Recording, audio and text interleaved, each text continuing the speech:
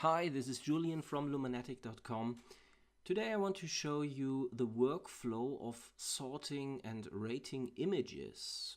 Imagine you're coming back from a shoot and you've got tons of images on your memory card. You import them into Lightroom, and now what? I'm going to show you my workflow, which I have established over the years, and it's pretty fast and easy to understand. There are other methods to do this. I will explain this also, and yeah, you can pick for yourself what you want to do. This is the KTM RC8R. It's a superbike, 2 cylinders, 1190cc, 180 horsepower, and it's got lots of power. This shoot was pretty small. It's only 111 images. That was due that this was less than optimal yesterday. It was a little windy, so after the tripod with one studio flash tripped over because the softbox caught the wind, I removed the softboxes and shot only with the flashes naked, which is not the best light, as you can see here, but I had the option of stopping the shoot or shooting like this, so I went like this. And now I'm here with 111 images and I have to sort them. At first I'd like to show you what options Lightroom gives you in general for sorting and rating images. You've got these icons here, and you can rate an image with stars. This is 1, 2, 3, 4, 5 stars, and this is simply by pressing the 1 key, rating 2, rating 3, rating 4. As you can see, the stars here are getting more as you press the button. For example, if you say, no, this is not a 5-star image, this is a 3-star image, then you just hit the 3. There's also the possibility of marking the images with a color, which continues with 6. If you rate 6, then the image is labeled red. There's a red frame around it. There's the 7 is yellow, 8 is green, and 9 is blue. And 0 is 0 stars. So you can remove the stars by pressing 0. So again, 0 is 0 stars, then 1, 2, 3, 4, 5, the keys is 1, 2, 3, 4, 5 stars, and 6, 7, 8, 9 gives different colors to this certain image. And there's also another thing which is worth mentioning. If you press P, this means pick, and this means, yeah, this one I want to edit, or however you use it. It's a flag. It's just a flag. How you use the flags, it's up to you. It's just the way you can do this. You can remove the flag by pressing U. This is unmark, I think, U for unmark. And the most important key you need when sorting is the X key. X flags the image here with a small black flag with an X on it, and this means the image is rejected. Now, the important thing to understand here is that rejection doesn't mean it's deleted. They are just flagged as rejected.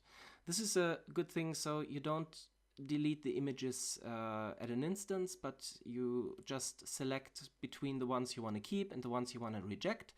And in the end, you have the option to delete them after you finished editing. Because sometimes, and this happens, you start editing an image which you flagged as I want to keep it, and then you realize, nah, it's not good, and you look a little bit left and right and you see, I marked this one as rejected previously, but it's actually a better one than the other one, so you just can remove the reject flag by pressing U and start editing this one. You can also edit it with the flag on, but this would make no sense because it's messing up with your sorting.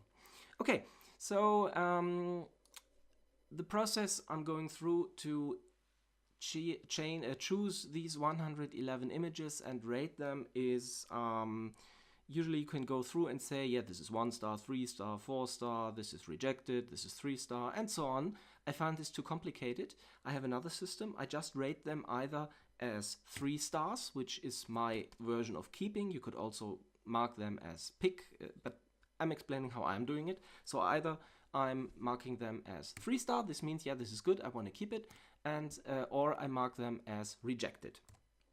Remove this. And in the second go then I'm filtering out the ones with 3 stars and start editing these. It's very important that you don't edit in the first step. When you've got these loads of images, just resist the temptation, oh, just when I pull this slider, this would look so cool. Don't do it. Just sort and rate the images at a first go, go through it from beginning to end, and then you start editing. Okay, I'm now showing you how I'm doing this. Another pro tip, if you enable caps lock and you give a rating, then the Lightroom automatically jumps to the next image, so you don't have to press the cursor button. Okay, now I'm starting and I'm have my left index finger on the 3 key on the keyboard, and my thumb is on the X keyboard. So I just decide whether I press the 3 key or the X key. And now I'm starting going through. This is okay, and this is a matter of training and going through the images quickly like this, and it's difficult to talk and rate at the same time. So it's just a matter of training, looking at the image for just a second and deciding, is this a keeper or is this a reject? So I'll stop talking for a few seconds now and go through some of the images so you can see what my usual speed of rating would be.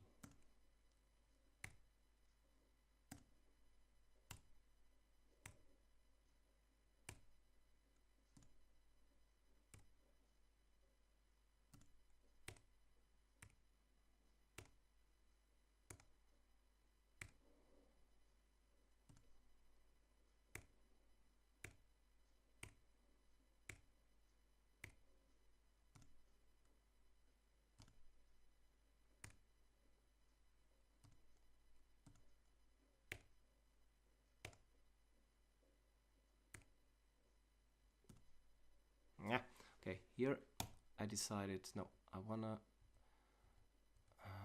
keep this because here in this image the bike is a little bit too low.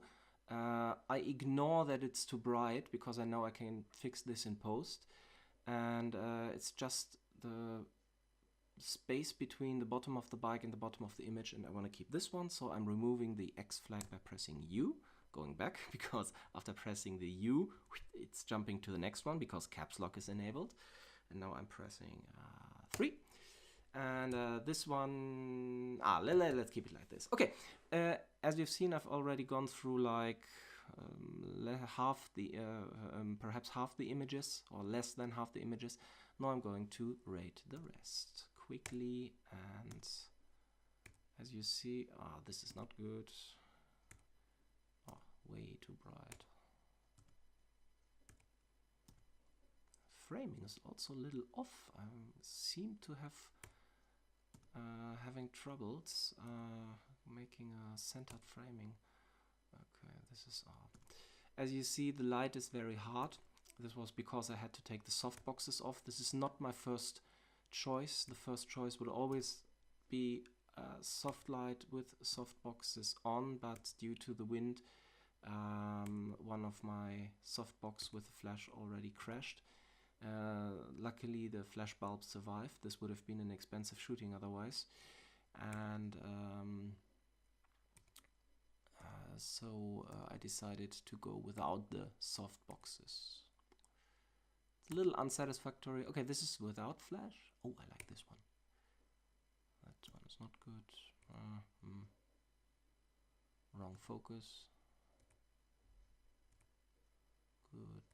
You see, there are a lot of similar images, and I don't bother when there are several images that are very similar, and I don't decide in the first go, do I want to keep this one or this one. If they're both looking good, I just mark both of them as 3 stars. Okay.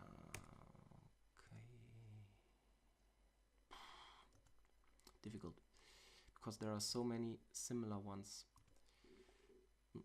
Oh, the light is really shitty on this one.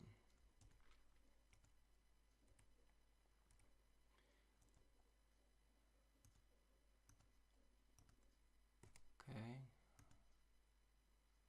Ugh. see the reflection here. This is awful. But that's what I had to go with. Okay.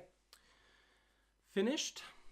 111 images rated in, I don't know, it's 10 minutes now, but I talked a lot at the beginning, so perhaps 5 minutes or so. Actually, there is a very good tutorial by the Hanover-based photographer Chris Marquardt. It's 1 hour 1000 pics. It's an ebook. You can download it for a few euros. And he describes his workflow, which is basically this one. I adapted it a little. Basic thing is you have to stay to the principle, only make the rating first, don't edit. Rate, look at the image, and if at the first glance you say, yeah, that's okay, then you give it a pick or 3 stars or 1, 2, 3, 4 stars if you also want to rate it in this distinction in the first go. And once you've gone through, now you see I've got loads of images tagged either as keep or as reject. All the ones which are grayed out are marked as reject, and now I can use the filter tab here, ding, to filter out the ones with 3 stars. Oh, 3, okay. I still marked, sorry, I marked here. There's another filter flag which I can activate by pressing, I think it's the hash key in English. And as I filtered videos before I started the screencast, because I was looking for a special video, so I had to take out this filter. Okay, so I've filtered now all images with 3 stars, and if you've seen, the selection of 111 is down to 63. Still way too much for this one, so I think I can at least cut this down to a third in the final edit. As you see, these 4 are similar, and these are similar, and these are similar. So it's now a matter of the fine-tuning and deciding in the editing process which images you actually want to keep. So that's my workflow for editing the image, for sorting the images once they come in. And you can imagine the biggest shoots I've done is covering the Night of Freestyle, which is a motocross freestyle event, and I've got 2 cameras with me at this event and shooting at burst mode all the time, and I come back with like 1500 images. I don't know how much it was last time, but it was really a lot. So I went through these 1500 images in perhaps 1.5 hours. So Chris Marquardt's theory, 1 hour 1000 pics, is actually not that far from reality. So hope you learned something, hope you enjoyed it. If you've got comments or questions or requests for other screencasts, please share them in the description and the comment section below. And so far, enjoy shooting and see you next time. Bye.